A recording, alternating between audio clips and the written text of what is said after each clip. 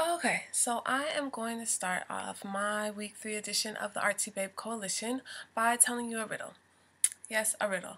Now, three things about this riddle. First thing, nobody ever guesses the answer correctly. There's been a few times where people have been given hints and then they got the answer correct, but nobody's ever done it unassisted.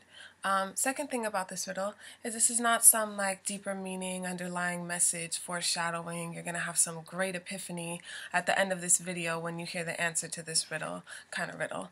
Quite honestly, it's more like a shameless attempt to get you to stick around for the duration of my video so that you can get the answer to the riddle, kind of riddle. And then the third thing, just kind of a side note, I told this riddle on a first date.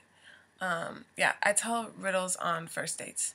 And I'm also uber awkward and I am a creepy ass people watcher. It's no wonder I'm single. Okay, on to the riddle. Okay, so there's this man. He lives on the 20th story of his building. On sunny days, he takes the elevator to the 10th floor and then walks the other 10 flights up to the 20th story to his apartment. On rainy days, he takes the elevator all the way up to the 20th floor to his apartment. Why?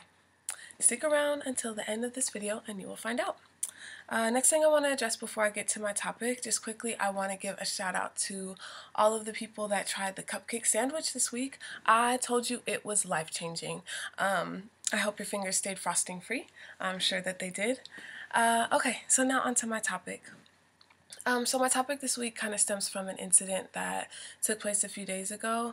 A woman posted a video on my Facebook wall, and the title of the video was something along the lines of some hoes. Like I don't know what the title was. I just know it had the word hoes in it. Now I know the woman who posted it on my wall, so I was kind of curious to see what the content of the video was. So I clicked play.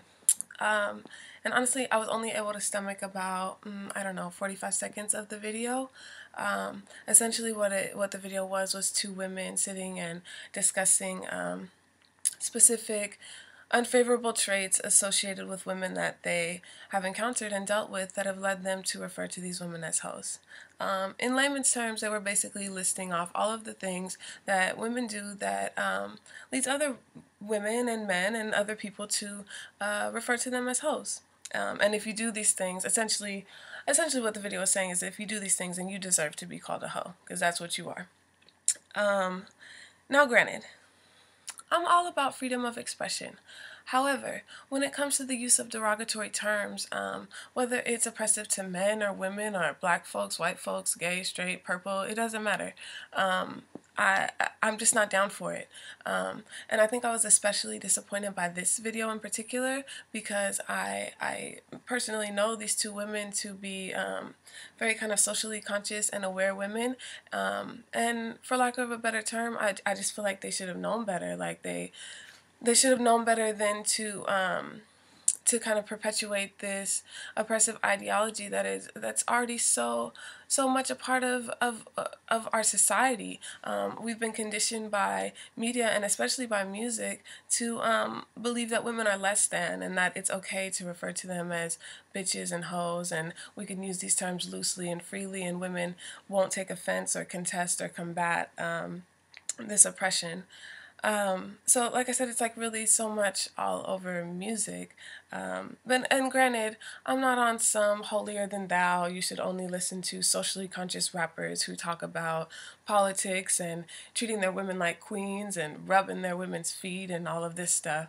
But I do think that it's important for us to kind of just take a second to think twice about dropping it like it's hot to whatever little scrap dog or young bleezy or whatever cookie cutter rapper is hot at the time that's talking about all of his bitches and hoes. Like, he's calling you a bitch and you're dancing to it. Like, that doesn't add up to me. I'm just not down for that. The other thing that I think we should kind of think twice about is just the songs that we allow our children to sing along to in the car. this ideology becomes so deeply embedded in them subconsciously because they hear these songs and they retain them and then they regurgitate them. And I think that it's absolutely imperative that we redefine the standard for our children and establish a normal that does not include calling women bitches and hoes and oppressing and degrading them. I firmly believe that, I mean, we wouldn't feed our kids food that is bad for their bodies, that will make their bodies sick. Why would we feed them music that is bad for their soul? Like it just doesn't add up. So I think I think it's absolutely important and necessary for us to redefine the standard for our children, or else they don't stand a chance. So I guess that concludes my rant for today. I will now step down off of my soapbox and get back to this riddle. I hate to disappoint, but I will not be giving the answer to the riddle tonight. If you tune in next week, I will give you the answer to the riddle, and I would also like to open this up to a contest. If you think you know the answer to the riddle, please email me at romperclothing@gmail.com, and if your answer is correct, you will receive 25% off of your first purchase at romperclothing.com coming in February, and you'll also receive a small token of appreciation from me. Along those lines, I also want to encourage you to check out my website and specifically my blog. It's February, so it's Black History Month, and I'm going to be doing a pretty, well, I think it's cool and interesting, segment about Black fashion, specifically focusing on contributions that Black folks have made to fashion that are still seen in mainstream fashion today, and also giving kind of a chronological look at the evolution of Black fashion and what we've been wearing since we got here until now. Because I mean, we've been fly, like we're fly, and I think it would be cool to kind of take a look at that and see the timeline and evolution of our fly. Okay, so let's see. I think that's it. Oh, lastly, I want to just take note of the strategically placed stack of books over my shoulder. Let me explain. Recently, a lot of people who are very, very close to me have been converting to e-readers.